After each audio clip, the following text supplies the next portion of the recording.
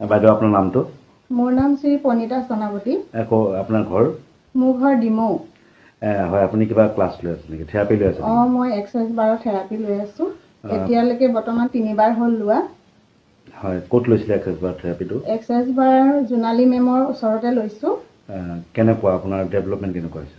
Exercise বাৰটো লৈ মই বহুখিনি উপকৃত হৈছোঁ। আৰু সাধাৰণ ৰাইজৰ প্ৰতি কি ক'ব? ৰাইজৰ কাৰণে মই এইটোৱে অনুৰোধ কৰিম যে এক্সাৰচাইজ বাৰ সকলোৱে ল'ব লাগে।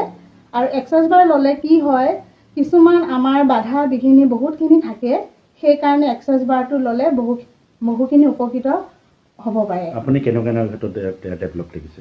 মোৰ ক্ষেত্ৰত মই এইটোৱে দেখিছোঁ, মোৰ নিজৰ বডিত বহুত বিষ আছিলে, সেই বিষটো মই ভাল পাইছোঁ। আৰু লগতে মই কিছুমান ব্যৱসায়ো কৰি আছোঁ। সেই ব্যৱসায় কৰি থকাৰ কাৰণে এক্সাৰচাইজ বাৰটোৱে মোক বহুত সহায় কৰিছে।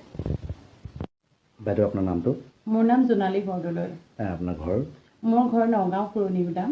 হয়, আপুনি কিহৰ লগত জড়িত হৈ আছে? মই বৰ্তমান এতিয়া এক্সাৰচাইজ বাৰৰ লগত জড়িত হৈ আছোঁ। এক্সাৰচাইজ বাৰ আচলতে কি? এক্সাৰচাইজ বাৰ হৈছে এটা আমাৰ অসমীয়াত ক'বলৈ গ'লে স্পৰ্শ চিকিৎসা। এইটো আমাৰ ব্ৰেইনত 32টা পইণ্টছ থাকে। সেই পইণ্টকেইটাত আমি হাতৰ আঙুলিৰে চুই পেলাই বাৰ্ছ ৰান কৰোঁ। আপুনি